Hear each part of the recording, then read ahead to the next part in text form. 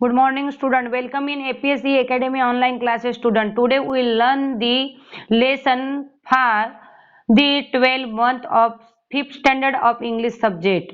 Okay, student. Student, we will learn this lesson. Lesson name is the 12 months. The 12 months. Fifth lesson of English subject. The 12 month means 12 महीने means 12 महीने। तो बच्चों आज हम English का दी 12th month यहाँ lesson पढ़ने वाले हैं और लेसन का नाम है 12 महीने। बोलते हो ना 12 महीने का एक साल, that types 12 month of 1 year। Okay students, what is given in this lesson? In this lesson given something, one story of mother and stepdaughter and own daughter. Okay student, what is given here? Once upon a time in a far away country there lived a mother who had two daughters. One was her own child, the other was her the stepdaughter. She was very fond of her own daughter, but she hated her stepdaughter. The only reason was that Morukula Marukala, the stepdaughter, was the prettier than her own daughter Helena. Okay student, once upon a time, एक बार की बात है बच्चों, बहुत दूर के देश में एक माँ रहती थी और उसकी दो लड़कियां रहती थी। एक थी खुद की उसकी लड़की और दूसरी थी उसकी सौतेली लड़की। स्टेप डॉटर मीन्स सौतेली लड़की। एंड वह क्या करती थी, अपनी खुद के लड़की पे बहुत ज्यादा प्यार करती थी, खुद के लड़की से बहुत ज्यादा प्यार करती। जितना वो खुद के लड़की से प्यार करती थी उतना ही वो अपने सौतेली लड़की का तिरस्कार करती थी, उसे हेट करती थी, उसकी गुस्सा करती थी, उसे क्रोध से देखती थी। तो बच्चों इसका रीजन यह था कि वो जो उसकी सौतेली लड़की थी, स्टेप डॉटर थी, वह उसके खुद के लड़की से बहुत ही सुंदर थी। क्या थी? बहुत ही सुंदर थी। मतलब step daughter was the prettier than her own daughter Holena, और उसके खुद के लड़की का नाम था होलेना और स्टेप डॉटर का नाम था मैरुकला।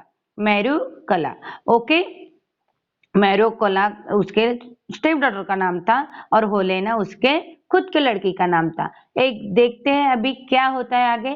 The gentle hearted Maricela did not know how beautiful she was, and so she could never make out why her the mother was always so cross with her।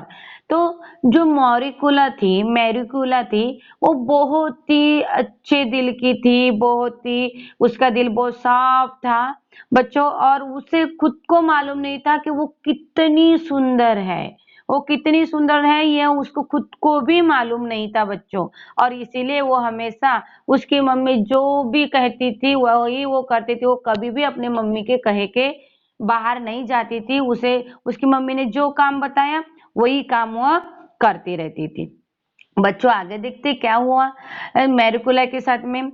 मैरिकुला had to do all the housework, tending of the cottage, cooking, washing, spinning, weaving, and sewing. She liked work and she did it all without a word of complaint, while the Helena spent the time adoring herself and the lazing about. Even then, Helena and her mother scolded and rated and abused Maricula every day. They invent her so much that one day they decided to throw her out in the freezing cold to get rid of her।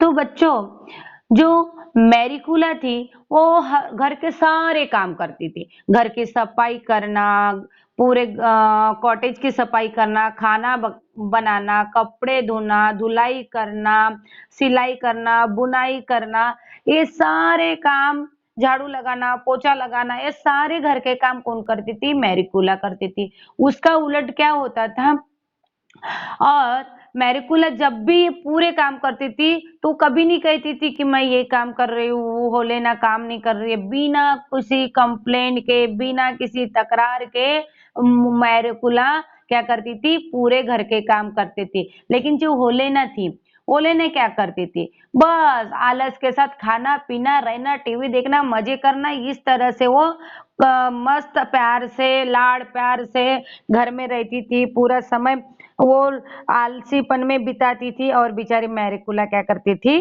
काम करते रहते थे। Even then Helena and her mother scolded and rated and abused Maricula every day। और उतना घर का काम करने के बावजूद भी होलेना और उसकी जो माँ थी, उसकी जो सौतेली बहन थी, मतलब लेने की सौतेली मैरिकुला की जो सौतेली बहन थी और उसकी खुद की माँ जो थी, वो क्या करती थी, मैरिकुला के ऊपर हमेशा गुस्सा होती रहती थी, चिल्लाते रहती थी, उसको डांटते रहती थी, फटकारते रहती थी बच्चों, इतना घर का काम करने के बावजूद भी। They envied her so much that one day, एक दिन क्या हुआ, देखो उन्होंने एक दिन उसके साथ में क्या किया। They decided to throw her out in the freezing cold to get rid of her. उस समय ठंडी के दिन चल रहे थे और उन्होंने दोनों ने ऐसे डिसाइड किया कि इसको क्या करते हैं, ठंडी में कुड़कुड़ करने के लिए बाहर भेज देते, बाहर फेंक देते हैं। इस तरह से उसके मम्मी ने और होलेना ने डिसाइड किया किसके साथ में ये दुष्कृत्य करने के लिए डिसाइड किया, तो मैरिकुला के साथ में। अब मैरिकुला का क्या हुआ, देखो, go Marikula and get me some violet from the forest, I want to wear them and to smell them, said Holena. तो जो होलेना थी, उसकी जो मैरिकुला की सौतेली बहन थी, वो कहती है मुझे क्या है, नीले कलर के वायलेट चाहिए, मुझे कुछ फूल चाहिए या वायलेट जो है वो मुझे चाहिए, वो मुझे पहनना है, बालों में लगाना है, उसका स्मेल लेना है, जाओ तुम जंगल में जाओ और मेरे लिए वो ढूंढ के लेके आओ। उसमें देखो, उसके बाद में मैरिकुला कहती है but my dear sister it is impossible to find the violet in the snow, said poor Marikula. लेकिन मैरिकुला कहती है कि मेरी प्यारी बहन, ये तो संभव ही नहीं है, क्योंकि अभी तो ठंडी के दिन चल रहे हैं, जिधर देखो उधर पूरा बर्फ गिरा हुआ है, और बर्फ में मैं कहाँ वैलेट्स को ढूंढूं, मैं वैलेट्स को कहाँ ढूंढूं। बोले ये तो संभव ही नहीं है, वो तो मिल ही नहीं सकते, क्योंकि अभी तो बोले बर्फ के दिन है, ठंडी के दिन है। तो उसमें वेलेना कहती है how dare you agree when I tell you to do something, off you go at once, and if you don't bring me violets from the forest I shall kill you, said Helena threateningly. तो जो Helena है वो कहती है मैरिकुला को, बड़े गुस्से से कहती है तुम्हारी हिम्मत कैसे हुई इस बारे में मुझसे बोलने की, या ये सब कुछ कहने की, मैं कुछ नहीं जानती, मैं एक बार तुमको बता रही हूँ, तुम जंगल में जाओ और मेरे लिए वैलेट लेके आओ, अदरवाइज मैं आपको क्या कर दूँ, तुझे मार दूंगी, तू जा और पहले लेके आ। और ऐसे गुस्से से वो उसको डांटते हुए कहती है। अब मैरिकुला को कुछ समझ में नहीं आता। The step mother caught hold of Marikula, turn her out of the door and the slammed it to after her. और क्या हो गया बच्चों, और उसकी जो सौतेली माँ थी मैरिकुला की, उसको ऐसा हाथ पकड़ा जोर से और घर के बाहर, दरवाजे के बाहर उसको ढकेल दिया और उसको मार के उसको बाहर जाने के लिए भेज दिया। Marikula went into the forest weeping bitterly. बेचारी मैरिकुला रोते रेंगते हुए, बड़ा अफसोस मनाते हुए जंगल में जाती है। द स्नो लेडी, बहुत गहराई से क्या गिरा हुआ था, बहुत ही ज़्यादा मात्रा में बर्फ गिरा हुआ था जंगल में, and there the wasn't human footprint to be seen. और वहाँ देखो कोई, उस जंगल में कोई भी इंसान का नाम नहीं था, कोई जिधर देखो उधर सिर्फ बर्फ ही बर्फ दिख रहा था, वहाँ कोई इंसान नहीं था, घना जंगल था। और ऐसे में मैरिकुला सोचती है, देखो Marikula wandered about for a long time, turn by the hunger and the trembling with cold. और मैरिकुला ऐसे जंगल में फंस जाती है, वो बेचारी बहुत ज़्यादा समय उसमें व्यतीत करती है, उसको बहुत भूख लगती है, जिधर देखो उधर वो फूल ढूंढने की कोशिश करते, वैलेंट ढूंढने की कोशिश करती है, लेकिन उसको कुछ मिलता नहीं, वो ठंडी से कुड़कुड़ हो जाती है, उसे बहुत ज़ोरों से भूख लगने लगती है। ऐसे मौसम में उसको क्या करूँ क्या नहीं कुछ समझ में नहीं आता है, क्योंकि उसके सौतेली माँ ने और उस सौतेली बहन ने उसको घर के बाहर फेंक दिया था। एट लास्ट में आखिरी में वो क्या देखती है, she saw a light in the distance. She went toward the glow, which came from the top of a mountain. A big fire was burning there, and round the fire were 12 stones with the 12 men sitting on them. 3 of them had snow white beards. There 3 were not so old, and 3 were till younger. The 3 youngest were the handsomest of them all. They were not speaking, but all sitting silent. These 12 men were the 12 months. Great January sat highest of all. His hair and beard were as white as snow, and in his hand he held a club. तो student last में क्या होता है, आखिरी में क्या होता है, देखो she saw a light in the distance, बहुत ऐसे दूर उसने क्या देखा, थोड़े दूर में उसने क्या देखा, एक लाइट देखा, एक उजाला देखा। She went toward the glow, वो उस लाइट के ग्लो के तरफ जाने बैठी, वो उस तरफ खींचने लगी, उस तरफ जाने लगी, उस लाइट के तरफ जाने लगी। Which came from the top of mountain, और वो लाइट कहाँ था, एक पर्वत था, एक पहाड़ी थी, उसके ऊपर में बर्फ की पहाड़ी थी, उसके ऊपर से वो लाइट आ रहा था और वो उस लाइट के तरफ चले गए। A big fire was the burning there, एक बड़ा सा फायर, मतलब वहाँ अंगार जल रही थी, अंगीठी जल रही थी, बढ़िया वहाँ से अंगीठी से वार्म बाहर निकलता था, उष्ण तब आ रहा है, और बर्फ के वजह से उसे बहुत ठंडी भी लग रही थी, इसीलिए वो अंगार की तरफ जाने बैठी। And round the fire were 12 stone with 12 men sitting on them, और उस अंगीठी के आजू बाजू में, आप देखते हो टीवी में कैसे अंगीठी या ठंडी के दिनों में कैसे अंगीठी जलाते हैं, लकड़ियाँ जलाते हैं, फिर हाथ सेकते रहते हैं, उस तरह की अंगीठी जली हुई थी उस माउंटेन के ऊपर, माउंटेन टॉप के ऊपर। और वहाँ से बच्चे उस अंगीठी के आजू बाजू में 12 पत्थर लगे हुए थे, बड़े बड़े 12 पत्थर लगे हुए थे, और वो 12 पत्थर के ऊपर 12 बहुत ही सुंदर जवान बैठे हुए थे, मतलब 12 जवान ऐसे एंगेज्ड आदमी बैठे हुए थे। They were not speaking but all sitting silent, वो लोग बोल नहीं रहे थे, बहुत ही सुंदर थे, जवान थे, बढ़िया थे, दिखने में बहुत सुंदर थे, और उन पत्थरों के ऊपर क्या हुए थे, बैठे हुए थे। 3 of them had snow white beards, और जो वहाँ से 3 ऐसे दिख रहे थे, बहुत ही सुंदर और सफ़ेद सफ़ेद गोरे चिट्टे, बिल्कुल किसके तरह दिखाई दे रहे थे, तो बर्फ की तरह दिखाई दे रहे थे।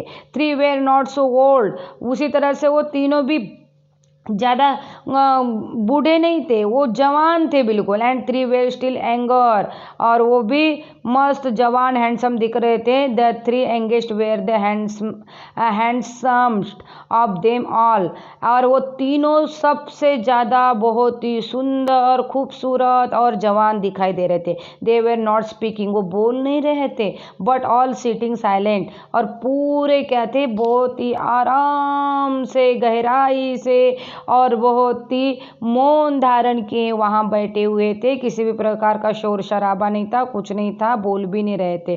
These 12 men were the 12 month, और ऐसा लग रहा था जैसे कोई जो वो 12 आदमी बैठे हुए हैं, 12 आदमी बैठे हुए, उन्होंने ऐसा लग रहा था कि साल के पूरे 12 महीनों का जिस तरह का मौसम होता है उस तरह से वो पहनावा किए करके बैठे हुए थे। Great January set highest of all, और जो जनवरी महीने में जिस तरह से ऋतु रहता है, जिसे मौसम रहता है, उस तरह से वेयरिंग किया हुआ, उस तरह से अनुभव होने वाला या उस तरह से लगने वाला व्यक्ति सबसे पहले बैठा हुआ था और सबसे ऊंचाई पे बैठा हुआ था। His hair and beard were as the white as snow, और उसके जो बाल थे एंड ब्रीड्स थे तो वो ऐसा लग रहे थे जैसे कोई सफ़ेद बर्फ की तरह दिखाई दे रहा था। उसके जो बाल ब्रीड्स थे वो क्या दिखा रहे थे, बर्फ की तरह दिखाई दे रहे थे।